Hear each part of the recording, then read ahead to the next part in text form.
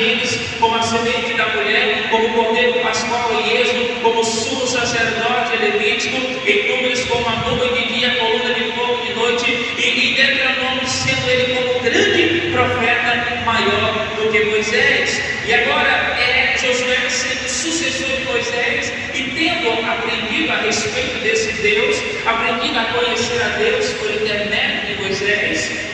Aqui vemos que no capítulo de número 13 de Números, Moisés, orientado pelo Senhor, o Senhor diz: Moisés, separa de cada tribo o maioral, para que eles vão até a terra de Canaã e possam avistá-la e tragam a notícia ao povo. E diz a palavra que Moisés escolhe um de cada tribo, sendo ela as 12 tribos: Rúben, Simeão, Levi, Judá, Issacar, Zebulon, Aser, Naftali, Benjamim, e cada um de cada tribo. E eles vêm, e com o passar de 40 dias, diz a palavra que eles vão, avistam a terra prometida, até trouxeram de lá um cacho de uva, que diz a Bíblia que era necessário 2 homens carregarem tão grande que era o fruto daquela terra. E quando eles trouxeram as notícias, depois daqueles 40 dias, vieram se apresentar diante de Moisés. E Moisés perguntou a eles: porventura a terra verdadeiramente ela mana leite e mel, é como o Senhor tem dito?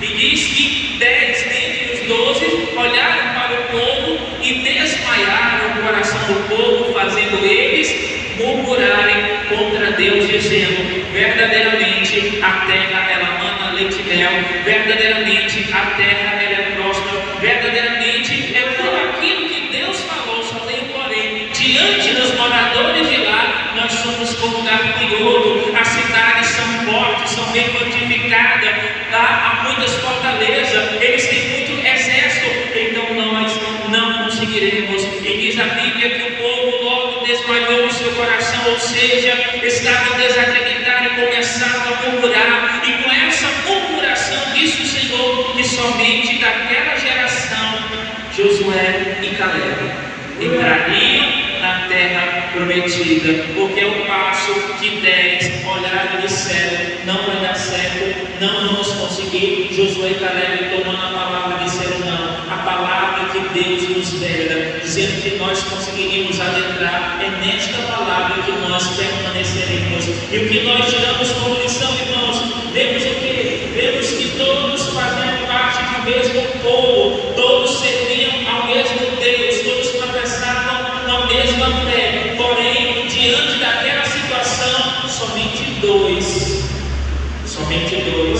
olharam para aquela situação de uma forma diferente, ou seja, nem todos aqueles que professam a mesma fé, nem todos aqueles que estão com você, eles conseguem chegar à promessa e dizer: ainda que haja gigante, mas o meu Deus ele me dá vitória, ainda que haja fortaleza, ainda que haja grandes exércitos, mas eu continuarei crendo na palavra do meu Deus. Não importa se lá tem gigante, não importa se lá tem muralha, não importa se lá tem exército, o que importa é o que Deus falou, e isso é o que me interessa. É aquilo que Deus me falava como promessa, que me assegura e que me dá certeza de que eu alcançar a promessa de Deus.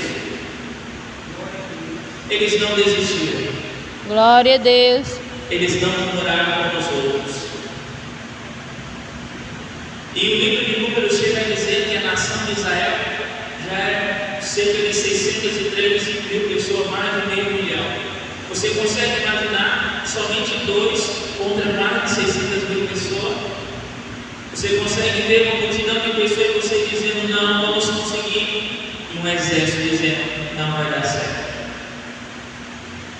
Porque aqui eles não olharam para a quantidade, eles não estavam olhando para a imensidão que era o povo que estava querendo desistir. Eles estavam com seus olhares fitos e ficados na promessa.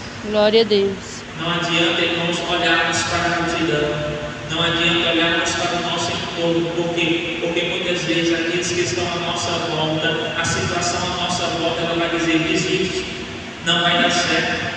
Por que você vai conseguir? Por que você vai continuar? Por isso o nosso foco deve estar olhando para Jesus. Por isso Hebreus 12 vai dizer: olhando para Jesus, que é o autor e consumador da nossa fé. O nosso olhar não deve estar no nosso entorno, o nosso olhar não deve estar nas dificuldades ou na multidão que está à nossa volta dizendo você não vai conseguir, mas o nosso foco é Jesus, o nosso olhar tem que estar em Jesus, a nossa centralidade tem que estar em Cristo. Porque independente do que aconteça à nossa volta, independente do que as pessoas falem à nossa volta, mas nós continuaremos crendo que é uma palavra soberana, que é uma palavra que está sobre nós e que exerce poder e autoridade, e que sobre esta palavra é que nós conseguiremos obter o resultado. Aleluia, glória a Deus. Em Lucas capítulo 5 diz o texto que quando Jesus, após determinada pregação, ele disse: Pedro, vai, te lança em alto mar. E mais à frente o Cristo vai dizer: Pedro, lança a rede. E ele olha para Jesus e diz: Senhor, eu tenho trabalhado a noite toda, eu tenho aqui exercido o meu ofício a noite toda, porém, todavia, mas sobre a tua palavra. Ou seja, quando ele usa a expressão sobre, ele está se referindo que debaixo da autoridade daquilo que Jesus estava mandando ele fazer, que debaixo da autoridade da palavra de Cristo ele faria, porque ele confiou. E assim é também na minha vida. Não importa se nós tentamos várias vezes, não importa se nós estamos batendo na porta e ela ainda não se abriu, não importa se nós recebemos porta fechada na nossa vida muitas vezes, mas o importante é que estamos debaixo de uma palavra, estamos debaixo da autoridade da palavra, e essa autoridade da palavra de Cristo é ela que fará nos alcançar as portas abertas, é esta palavra que nos fará alcançar o caminho aberto para nós passarmos, é esta autoridade debaixo da palavra de Cristo que nos fará alcançar da parte de Deus as suas promessas. Ele diz: sobre a tua palavra, debaixo da autoridade, Senhor, da tua palavra, eu posso ter trabalhado a noite toda, não importa. Você pode ter batido em várias portas, não importa. Você pode ter tentado várias vezes, mas a diferença está quando Glória você a Deus. tentou de si mesmo e quando você está debaixo da autoridade da palavra. Glória a Deus. Porque quando vamos debaixo da autoridade da palavra, diz o texto de Lucas 5, que foi tantos peixes que não foi suficiente um barco, precisou chamar outros para que pudesse trazer a bênção. Você consegue entender que aquilo que para os nossos olhos é impossível, mas a bênção de Deus, quando ela sobrevém a nós, quando ela vem para a nossa vida, ela tanto te abençoa, como também ela abençoa aqueles que estão à tua volta. A bênção de Deus, ela te alcança, como também alcança aqueles que estão à tua volta, porque nós estamos debaixo da autoridade da palavra de Jesus, e esta palavra é poderosa o suficiente para produzir um grande efeito, para fazer na nossa vida acontecer aquilo que parece impossível. Por isso eles confiaram, por isso eles não desanimaram. Mesmo a multidão dizendo ali em Números 13, não vai dar certo, começaram a namorar. Começaram a dizer que não vai dar certo. Tiraram o seu foco da promessa e da palavra para confiar nos seus pensamentos, nas suas conjecturas, naquilo que eles pensavam possível. E esse, muitas vezes, é o erro nosso, da igreja de forma geral. Quando nós deixamos de confiar na palavra de Deus para darmos ouvidos aquilo que está dizendo que não vai dar certo, que não vamos conseguir.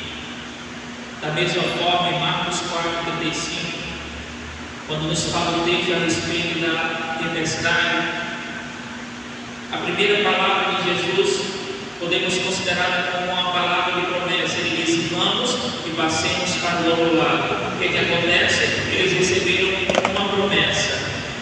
Assim também eu e você temos recebido promessa de Deus, temos promessa do Senhor para nós e para os nossos.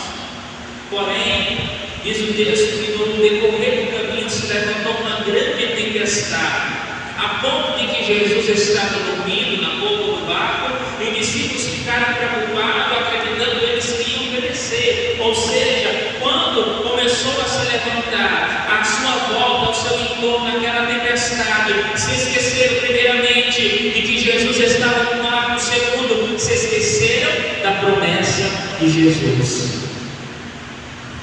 Eles pararam de dar ouvido, eles não deram crédito àquilo que Jesus falou no começo. Jesus disse: vamos e passemos para o outro lado.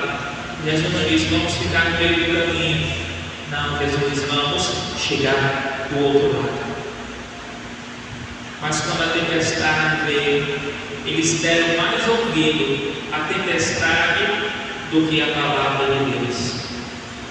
E quantos hoje dão mais ouvido à tempestade, aos problemas, às dificuldades, a andar, não vou para esse propósito, não vou para a igreja, não vou cultuar, é tanto problema, é tanta dificuldade, estou passando por um problema financeiro, problema na saúde, problema na família, é tantas coisas que estão acontecendo, só que eles se esquecem que Deus ele tem promessa para eles, para a família, promessa para ele, para a vida espiritual, promessas para ele, para a vida financeira, promessa para eles em todas as áreas da sua vida. Ou seja, nós temos promessas de Deus para todas as áreas da nossa vida e muitas vezes estamos paralisados e dando crédito e ouvido às situações que estão acontecendo em nosso entorno e estamos se esquecendo de buscar a Deus e de estar diante de Deus. Por quê? Porque se nós transformássemos as situações e as nossas reclamações muitas vezes em orações, teríamos mais resultado na nossa vida. Se Israel, irmãos, tivesse substituído todas as reclamações e murmuração deles por oração, eles tinham alcançado mais coisas. Se murmurando, eles atravessaram o mar vermelho para que eles murmurassem. Se murmurando, eles conseguiram provisão e provimento de Deus, o maná que desceu. Se murmurando, eles conseguiram água e sustento no deserto durante 40 anos. Imagina se eles tivessem murmurado. Meu Deus. Se eles tivessem transformado aquelas reclamações e murmuração em oração, eles teriam sido um povo vitorioso.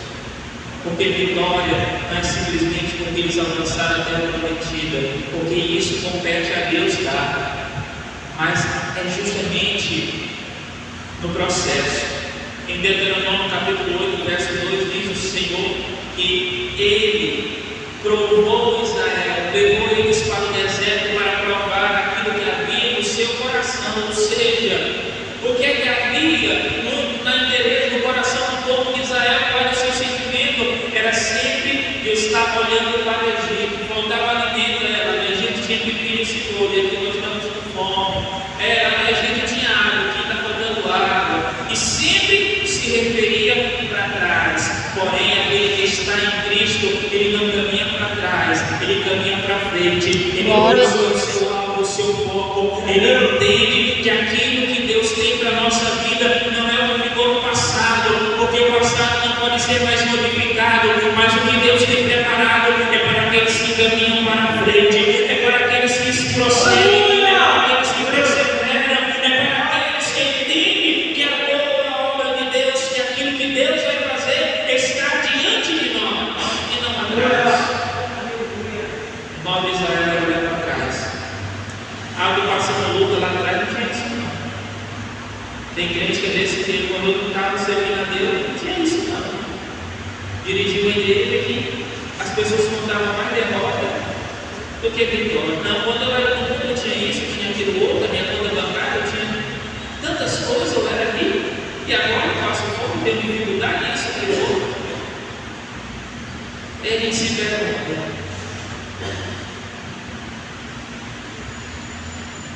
o desejo dessa pessoa está em Cristo ou é viver só no passado?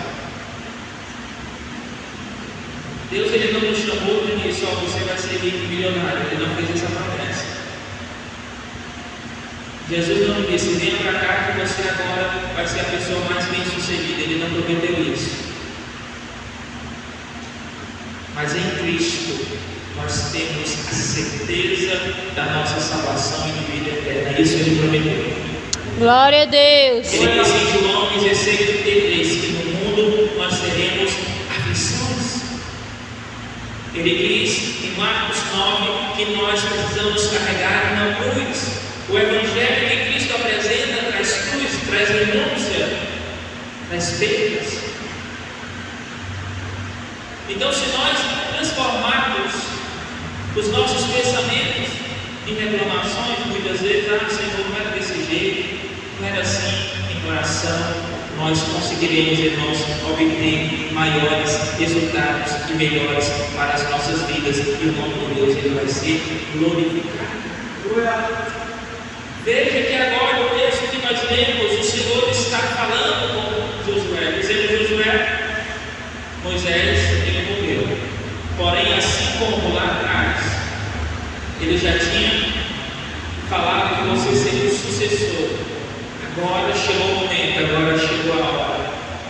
E o Senhor promete: aonde você colocar, todo lugar que pisar a planta do vosso pé, vou tenho dado, como eu disse a Moisés, ou seja, a mesma promessa que eu falei, aquilo que eu tenho dado a você lá atrás, permanece, não mudou. Ele poderia acreditar e olhar: Moisés foi um grande profeta, foi um grande homem usado por Deus, e agora esse povo vai querer que eu seja assim como ele. Mas o diferencial, irmãos, na vida de Moisés, como assim também na vida de todo cristão, não está nele, está naquilo que ele possui espiritualmente. Não entendi, pregador. O importante não é Moisés, é quem usava Moisés. Glória a O Deus. importante não é eu e você, é aquilo que está dentro de nós, que se chama Espírito Santo. O diferencial na nossa vida é a presença de Deus. É o que Moisés, em Êxodo 33:15, vai dizer: Senhor, se a tua presença ela não for comigo, eu não sairei do lugar, eu não saio daqui. Não adianta, não sai. Se a tua presença não for comigo, Senhor. Porque ele compreendeu, irmãos, que para a nossa vida, para tudo que nós vamos realizar e fazer, precisamos da presença de Deus. Precisamos que Deus esteja conosco. E Josué ele entendeu porque achou que tudo que era feito, o mar se abriu, as providências, o sustento de Deus estava em Moisés. Porém, não era na pessoa de Moisés, mas era em Deus. Era Deus, foi Deus que abriu o mar vermelho, foi Deus que deu o sustento do pão, foi Deus que deu o sustento do maná, foi Deus que providenciou a água, foi Deus que sobre aquele povo colocava a nuvem de dia, a coluna de fogo de noite. Sempre foi, sempre será Deus na nossa vida, aquele que dá o sustento, aquele que dá a providência, aquele que abre porta, aquele que opera milagre, aquele que faz sinais. Sempre será Deus. Ele estava preso ainda a Moisés, mas o Senhor está dizendo: a promessa permanece de pé. Moisés é louco, mas a palavra ela permanece. Moisés se foi, mas a promessa que eu dei ao meu povo ela permanece, ela não passa. Não importa se passou dias, semana, meses e até anos e décadas, não importa. O que importa é a palavra que Deus deu. Glória a O que Deus. importa é o que Deus falou. Porque o tempo ele vai passar, mas a promessa ela permanece. As coisas vão passar, a prova ela passa, a dificuldade ela passa, mas a palavra ela permanece. E o Senhor vai instruir a Josué a ele manter o ânimo. Porque estarmos diante de Deus desanimado é algo horrível. Não ter ânimo para fazer nada, para buscar a Deus, para estar na casa de Deus.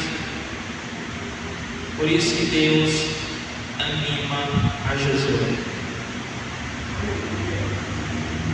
O próprio Deus fala com ele para animá-lo. Sabe, Tem vezes que o próprio Deus ele precisa falar comigo e com você, dizendo: eu sei que você está desanimado, mas a palavra dele vem para nos fortificar e nos dar ânimo. Porque a palavra de Deus, irmãos, ela não é uma palavra corte, não é uma palavra que vem simplesmente para massagear o nosso ego, não. Mas ela verdadeiramente ela penetra. Hebreus 4:12, ela é viva, ela é eficaz, ela penetra até a divisão da alma, juntas e medula e ata, para discernir os pensamentos e intenção do coração. Esta palavra, ela é viva. Por isso que a palavra de Deus tem tanto efeito sobre a vida daqueles que creem e nela confiam. E quando nós temos esta palavra, assim como Deus falou com Josué, ele estava desanimado, mas através da palavra de Deus ele recebeu ânimo. Então não importa se nosso momento de agora estamos desanimados, desencorajados, mas o importante é que a palavra de Deus ela é poderosa o suficiente para nos dar a fortaleza que nós precisamos. O que importa é que a palavra de Deus é necessário para fortificar e fortalecer a nossa vida. O que importa é que a palavra de Deus ela sobre nós exercerá grande efeito. Amém, Jesus. Ele creu, ele confiou no serviço. Esforço-te, tem bom ânimo. Precisa haver uma ação da nossa parte. A promessa nós já temos. E saber que Deus ele cumpre com as suas promessas, disso nós temos certeza. Agora falta a nossa parte. Nossa parte é se esforçar, é ter bom ânimo, é meditar na Escritura. Ele vai dizer: medito de dia e de noite. Meditar aqui está para além de simplesmente lê-la. Eu leio. Não. Meditar é buscar profundamente aquilo que nós lemos da palavra. É pararmos para refletir sobre aquilo que nós estamos lendo. E veja o quão poderoso é. No capítulo 1 vemos um homem desanimado, um homem querendo entregar, um homem querendo desistir. E no capítulo 6 vemos o grande líder.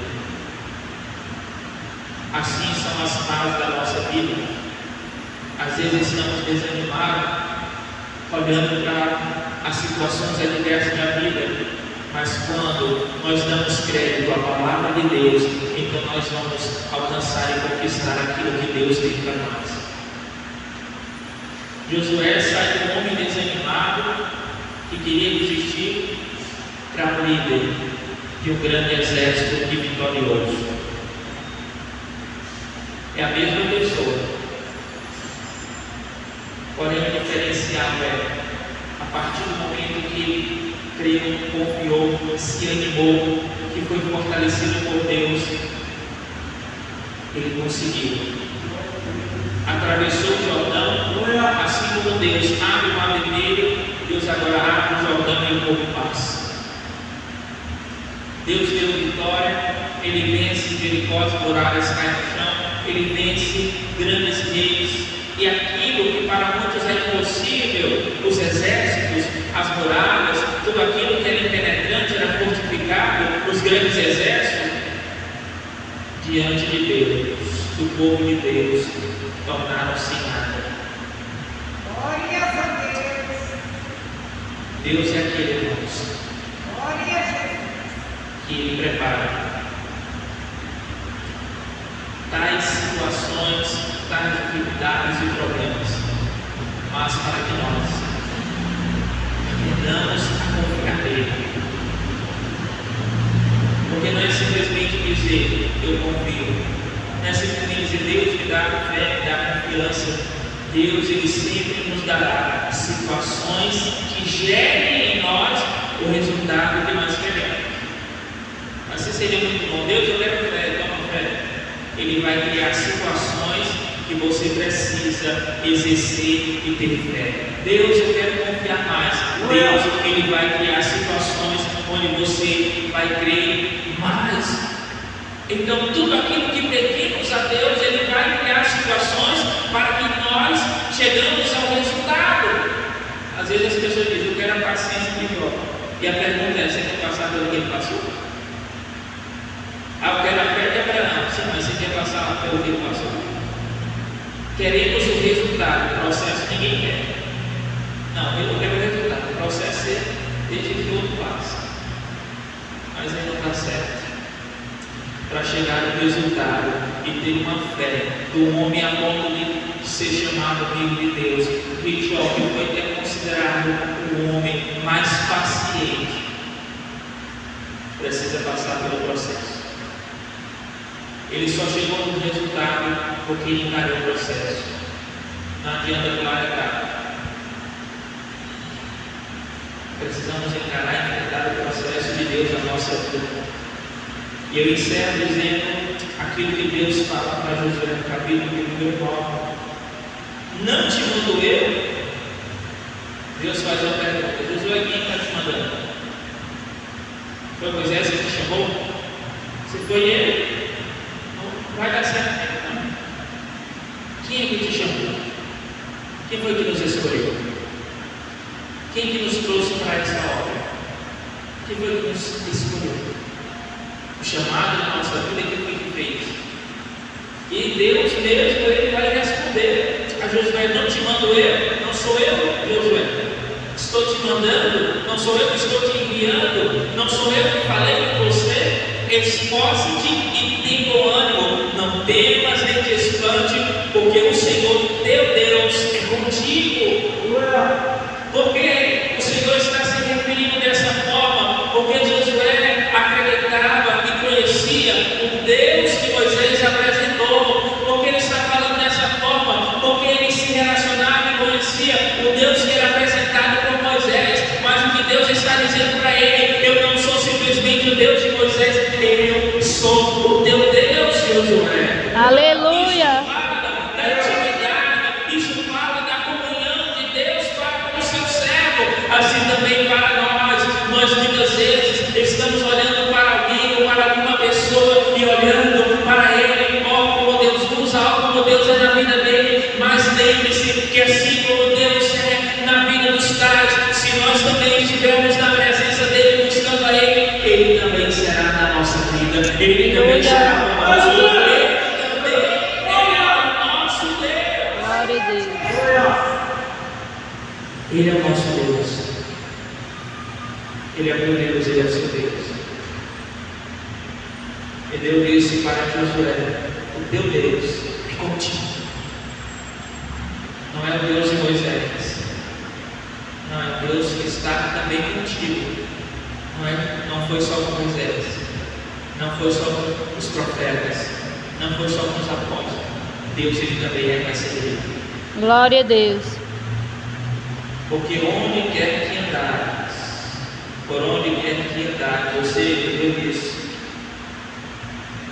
teu Deus está contigo, Josué.